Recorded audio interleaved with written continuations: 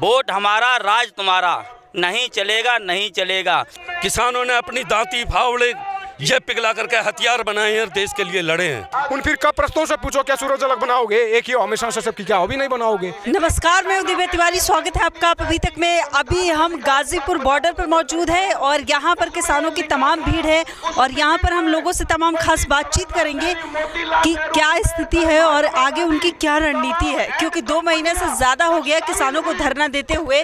कई दौर की बातचीत भी हो चुकी है केंद्र सरकार और किसानों के बीच, लेकिन अभी तक कोई नतीजा नहीं निकला है। हाँ जी, वो देखा मैंने टीवी में देखा, न्यूज़ 24 पे ज़्यादातर वही देखता हूँ, क्योंकि बाकी चैनल तो एक तो वो भारत करके इंडिया करके ये तो सब हमारी समझ से बाहर है। थोड़ा बहुत जो किसान के लिए कुछ दिखा रहा है न्यूज़ 24 दिखा रहा है। जो इन्होंने सरकार ने जो ये किया है इन किसानों के साथ 26 जनवरी को मुद्दे से भटका करके दूसरी जगह ले जाना, उसमें इन्होंने लाल किला और हमारा राष्ट्रीय ध्वज जो है उसको भी नहीं बख्शा। पुलिस और प्लस जो बीजेपी के गुंडे बताए जा रहे हैं, जो इधर उधर के लोग बता करके बाहर से लाए जा रहे हैं, किसानों पे जो हमला करवाया। अगर ये किसान अपने भाई भतीजों को ये जो रोड पे सिपाही खड़ा है, जो सेना पे वहाँ बॉर्डर पे खड़ा है, ये सब हमारा है, चाहे हमारे चाचा हैं, ताऊ में बाप हैं, भतीजे हैं, भाई हैं। अगर ये अपने बाप दादाओं को डंडा खाता देख कर ये छोड़ कर आगे, तो राफेल कौन उड़ाएगा, ये राइफलें कौन चलाएगा। ये जो किसान के साथ जो किसान वो चीज रही है, जब भी देश पर आफत आई है, इतिहास गवाह है, किसानों ने अपनी दांती फावड़े ये पिघला करके हथियार बनाए हैं और देश के लिए लड़े हैं। उस किसान के ऊपर देशद्रोही, खालिस्तानी, पता नहीं कौन कौन से ऐसे शब्द इस्तेमाल किए गए हैं जिसको आप अन्नदाता कहते हो। ये गलत है, बिल्कुल बर्दाश्त नहीं किया जाएगा। टिकैत जी की जो बात को दूसरी जगह घुमाया जा रहा था कि पगड़ी की बात है, पगड़ी की बात वो टिकैत जी की इसलिए आई है चूंकि किसान को आतंकवादी ऐसे तुच्छ शब्दों से संबोधित किया गया, तो अब पगड़ी की बात है। कानून तो चाहिए अपने उसमें, अब जो उसे आतंकवादी और इस तरीके से जो दिखाने की कोशिश की गई है, तो इज्जत भी है, और किसान से ज़्यादा इज्जत और पगड़ी को कोई नहीं समझ सकता। अन्नदाता और देखिए, अन्नदाता और अन्न खाता, ये आंदोलन जन आंदोलन बन गया। मैं सैफई इटावा से, मेरा नाम जनवेद भोजवाल है, और मैं 350 किलोमीटर जैसे ही मैं भावुक इमोशनल मूवमेंट देखा माननीय टिकैत साहब का, और मैं रो पड़ा और मैंने प्रतिज्ञा कर ली मुझे अभी निकलना है। मैं अपने साथियों के साथ रात को ही निकल पड़ा, और मैं दिल्ली के जो हमारे मिलने वाले थे, ईस्ट मित्र थे, उनसे फ़ोन किया तत्काल पहुंचो। वो ऐसी घटना घटित होने वाली थी माननीय टिकैत जी के साथ, गिरफ्तारी वो खुशी खुशी देने को तैयार थी। लेकिन ये क्या तरीका है, कोई बीजेपी का विधायक आता है और आरएसएस के गुंडों को लेकर आता है, और यहाँ पत्थरबाजी करने का जो षड्यंत्र था ये नेस्तनाबूद हो गया, और ये आंदोलन जन आंदोलन के रूप में ले लिया है।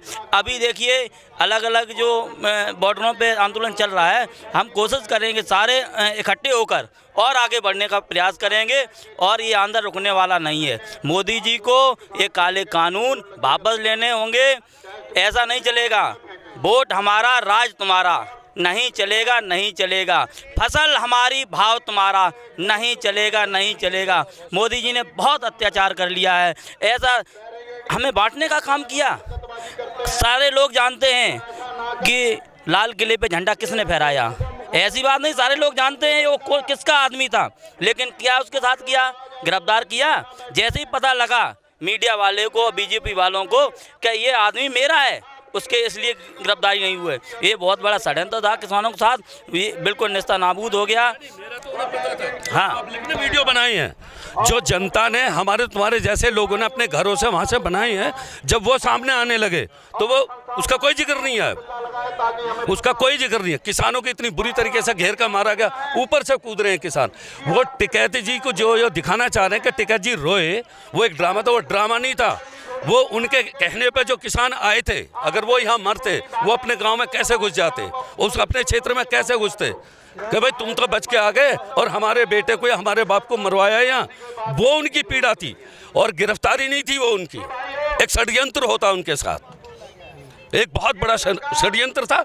और सरकार होती है, सत्ता का नशा बहुत खतरनाक होता है। यही जनता है, यही किसान है। मैं जिला बागपत से मैं जिला बागपत से बोल रहा हूँ, यहाँ दिल्ली गाजीपुर बॉर्डर पर। मेरी सभी किसान भाइयों से ये अपील है कि कोई भी किसी नेता, किसी के भी भकावे, किसी पार्टी बेस या नेता के भकावे में आके आपस में पत्थरबाजी ना करें, बिल्कुल भी। हिंदू, मुस्लिम, सिख, ईसाई सब किसान भाई, भारत माता की जय। ये 1 महीने से हूँ। आपने बोला ना लाल किले की, आप ये बताओ जिसने 50 साल तक झंडे को मतलब अपने समझ रहे ना, जिसने 50 साल झंडे की इज्जत नहीं की, उसमें बता इज्जत कैसे होती है। दूसरी बात, मैं 26 जनवरी पे यहाँ था, जैसे ही बैरिकेड को तोड़ रहे थे ना किसान, आंसू गैस के गोले छोड़े जा रहे थे। लेकिन लाल किला रिंग रोड से 2-3 किलोमीटर दूर है। पहली बात तो वहाँ कैसे गए किसान, दूसरी बात 24 घंटे और 12 के 12 महीने लाल किला पे सिक्योरिटी रहती है। सिक्योरिटी में इंडिपेंडेंट नहीं था, यूएसए से इम्पोर्ट करते थे।